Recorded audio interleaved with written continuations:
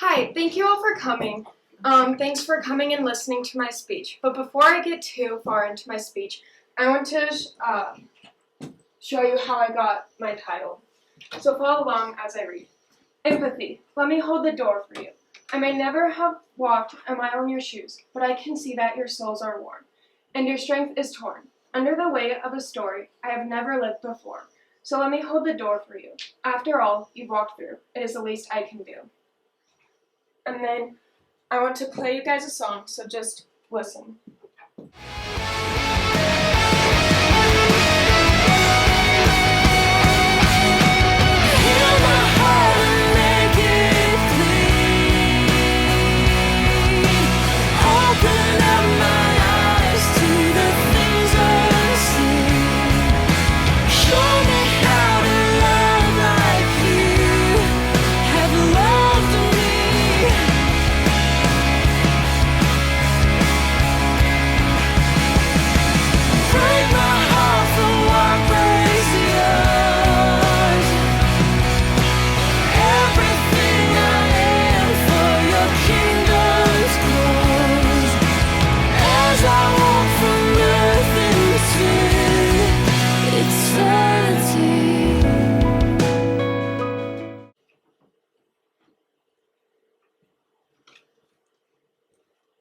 So that song was Hosanna by Hillsong United.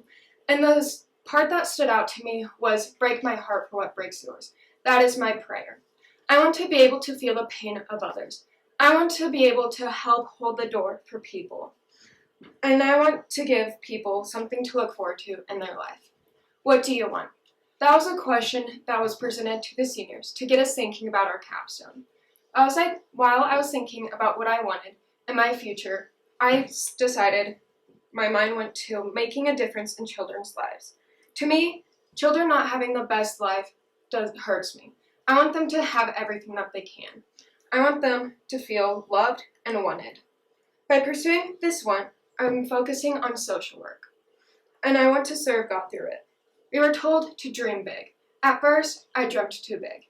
I wanted to work with people who work in child protective services, but I soon realized that I do not have the right qualifications to do that.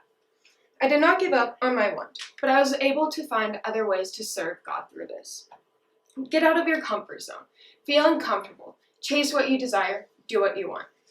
When I was able to do that, I learned that loving the marginalized opened my eyes to see God's love that surrounds me.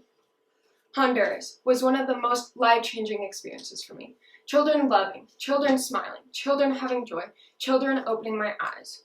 When I signed up for this trip, I did not know what to expect.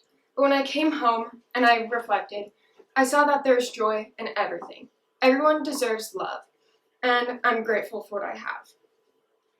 I can say that these children have very little, but that does not stop them from loving and having joy. Reflecting back, I realized that I have learned more from these children than anyone else, and that really impacted me. While we were there, we had the opportunity to wash hair. Me and Hannah spent 30 minutes combing out this one girl's hair because it was full of lice, and then another 20 minutes just washing it. We had to finally say good enough because her lice infestation was just too much. If we wanted to kill all the lice, we'd have to shave her head. I wanted to do more for them. I wanted to give back more because the place that we stayed at, the Breakfast Club, did so much for us, and I felt like I didn't do enough. But I know that from the time I was there, I did all I could. By doing social work, I'd be doing this every day of my life. I'd be able to help people and help them have a better life. With these kids loving me in Honduras, I saw God's love that surrounds me. I was able to read a book, forcefully, The Call to Social Work by Catherine Norgard, and she defines social work as a calling, a call to do something. There's a restlessness inside you, and you have an opportunity to deal with that restlessness. The restlessness has to do with the injustice of the world.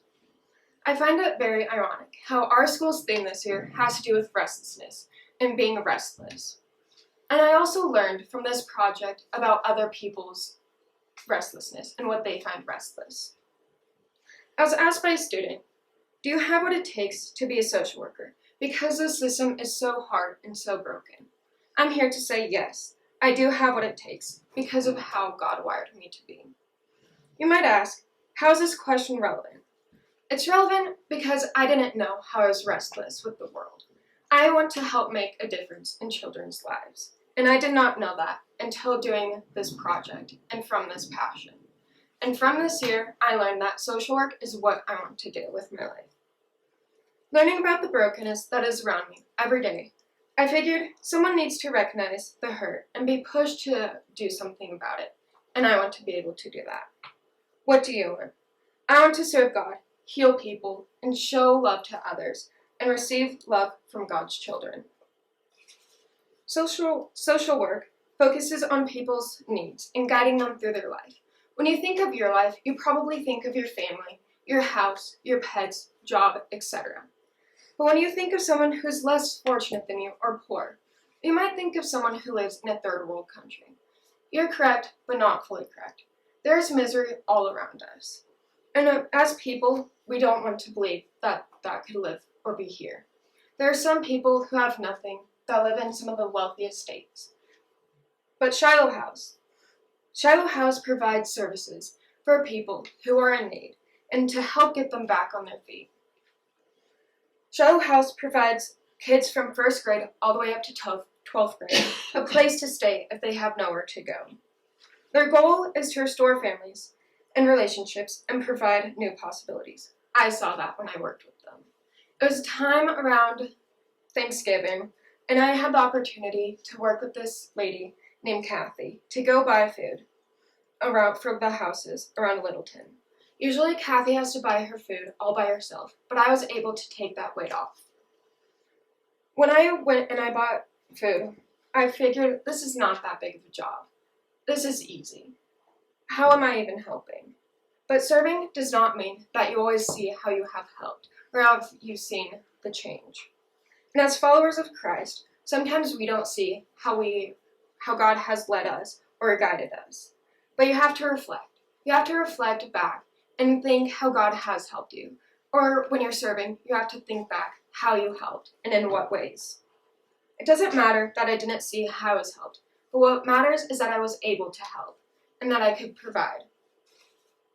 Social workers can work in any type of environment. What I did not realize is that there are school social workers. They are there to help with major situations like fights, family problems, just someone who needs to talk to. I've been going to a small private school my whole life. I've never been to a public school. I've never really been into a public school. I've just known here. And I have never been or attended a school with a high percentage of at-risk, or that's considered at-risk. When I went to DCIS, Denver Center for International Studies, I had a great new opportunity.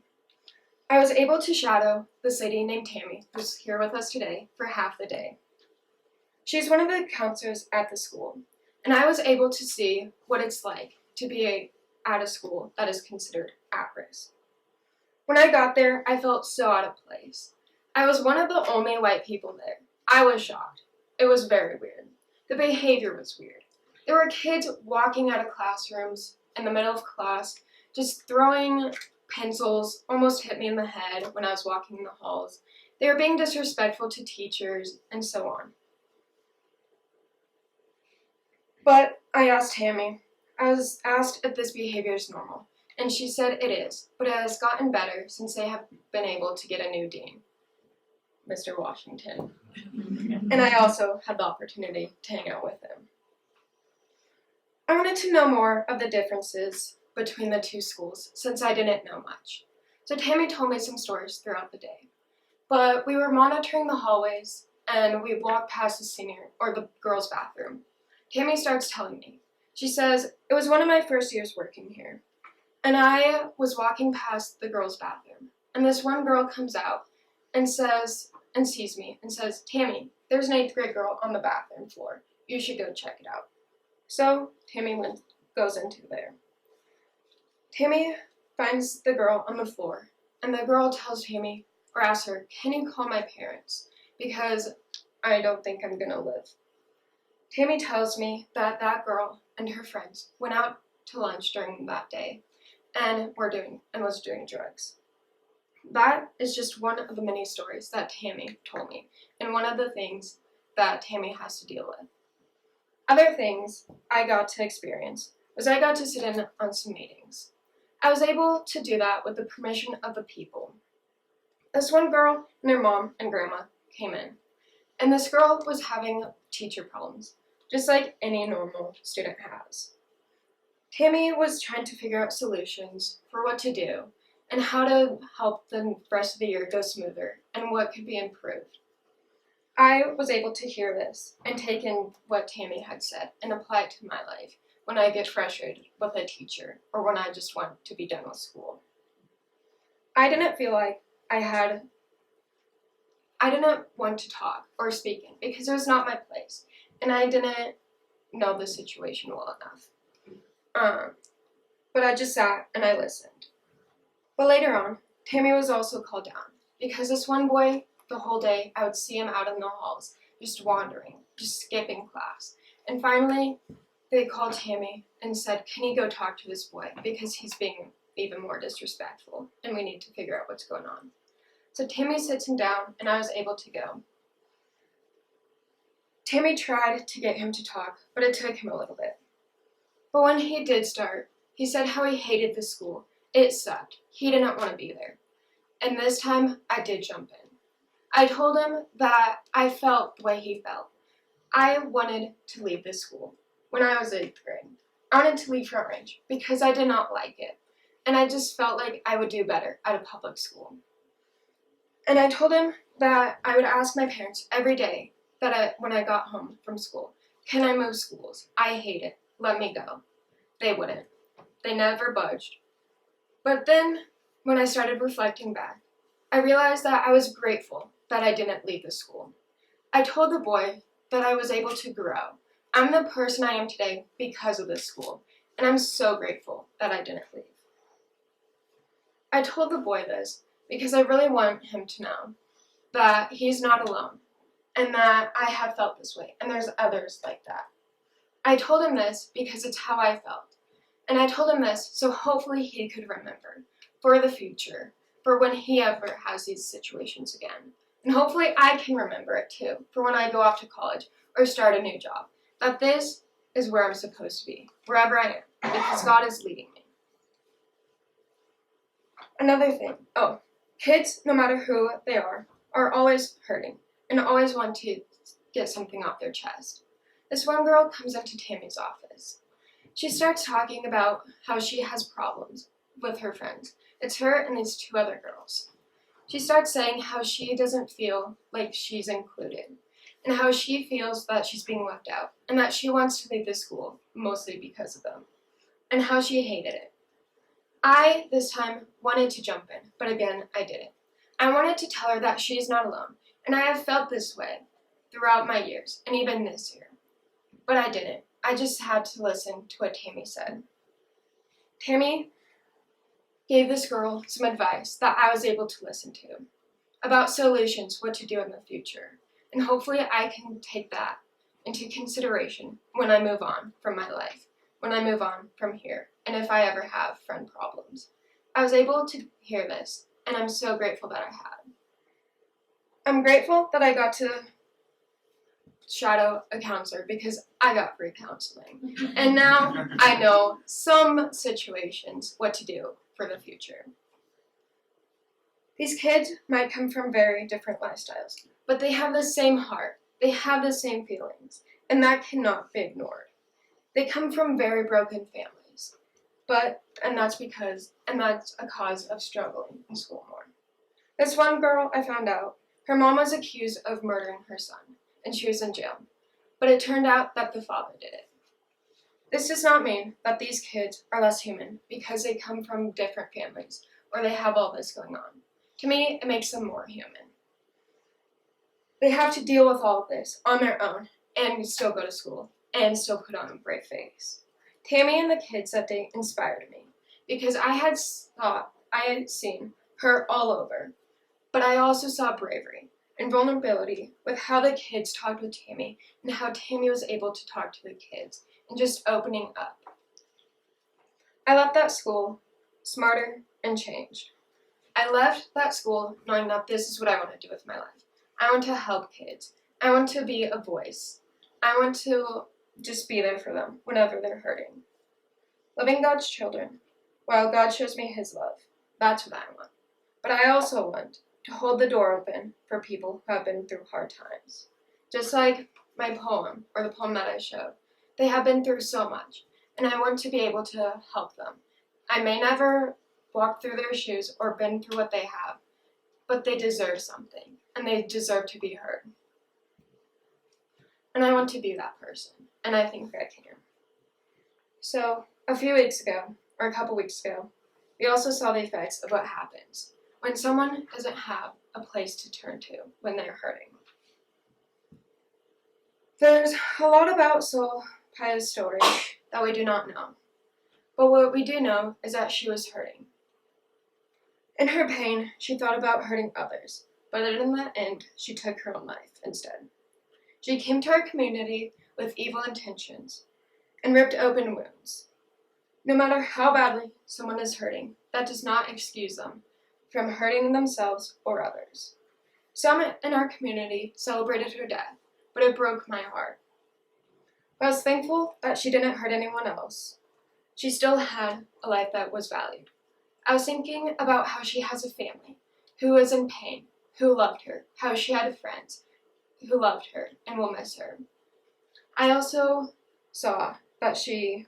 realized that she was human, just like us. I shared something my sister wrote, and she wrote, "Our goal was to #find soul. We found her, yet we failed. We found her, but it was too late. Where was this hashtag last week, or last month, or last year, when she was hurting and confused and in need of a kind word or outstretched hand? What about the souls among us right now? What about our classmates and neighbors and coworkers who in this moment do not know they are loved, do not know they are needed here, cannot see there are options other than walking alone? What are we doing to #find them? Maybe if someone came along soul a long time ago, her story would be different. But it is too late for any of that, and now one of God's loved children is gone. I do not have the freedom to view soul as a statistic or an enemy, because 5 years ago, this boy named Carl came into our community hurting. Like Soul, he had a gun.